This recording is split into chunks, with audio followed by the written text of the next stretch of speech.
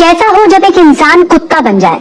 अरे आप सोचेंगे मैं क्या कह रही हूँ, लेकिन वाकई ऐसा हो गया है। एक क्लिप है, एक वीडियो है जो लगातार सोशल मीडिया पर वायरल हो रहा है। और ये क्लिप देख रहे हैं आप, देखने में तो आपको ये कुत्ता लग रहा है, लेकिन ये कुत्ता नहीं है, ये इंसान है। एक इंसान ने, जापान में एक इंसान ने 20 लाख येन खर्च करके, करीब 12 लाख रुपए खर्च करके वो इंसान से कुत्ता बन गया। अब आप सोच रहे होंगे ऐसा कैसे हो सकता है, लेकिन ऐसा हुआ है। ये वाली जो वीडियो है ये सोशल मीडिया पर तेजी से वायरल हो रही है। लोग सवाल पूछ रहे हैं ऐसा कैसे हो गया। दरअसल जापान की एक एड कंपनी है, वो कॉस्ट्यूम डिजाइन करती है और कॉस्ट्यूम डिजाइन पर ही अपने प्रोडक्ट को सेल करती है। अब जो डिमांड थी वो ये थी कि इसकी एक इंसान को कुत्ते का रूप दिया जाए, कुत्ते की शक्ल दी जाए और इसी तरह का कोई ऐड था।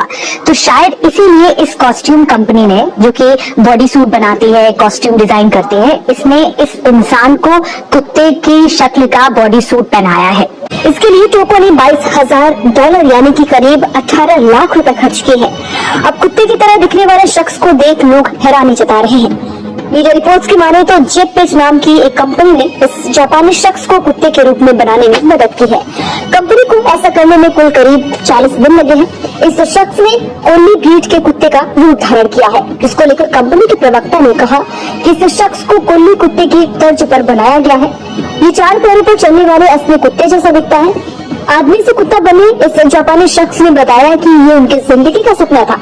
इस शख्स ने अपने YouTube चैनल पर I want to be an animal नाम से एक वीडियो अपलोड किया है।